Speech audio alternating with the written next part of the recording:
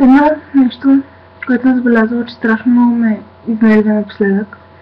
И това са разните мацуранки с профили в Фейсбук, които твърдят, че имат нужда от мъж, който да им изкарва парите, да им гледа децата, да ги надурка, да им дава по 1000 лева на ден да ходят по магазините, че купуват парцалки, да им чисти къщата и въобще не да прави всичко, а те само след си и да си штракат с пръсти. Но тези претенции са изявени от обекти на възраст от 10 до 25-6 и все още не ги разбирам, просто причина, че хей, мило, ти дори не може да пишеш на български, какви претенции може да имаш.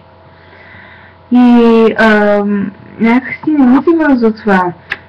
Ти остриш лукавицата, то освен всичкото друго, някои от тях са някакси са супер завишено самочувствие. Нещо от рода на аз имам цици, носи джуки, какво повече ми трябва? Нищо, че не мога да пиша на български език, нищо, че ми е роден език, важното е, че имам цици. Нали, не е мило, не е важно това. Някой ден ще се наложи вероятно да родиш и деца и да ги възпитаваш. И много извиняваме един мъж, който има мото в главата, няма да вземе някакъв подобен субект. Не можете да пишете. И да, всичките сте много четящи и четете Пауло Коелho от сутрин до вечер. Спокойно, наясно съм с този факт.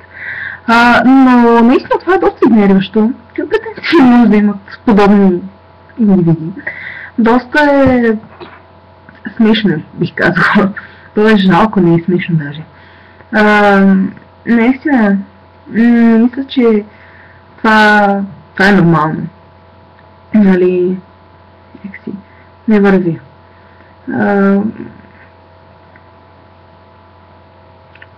Трагично е.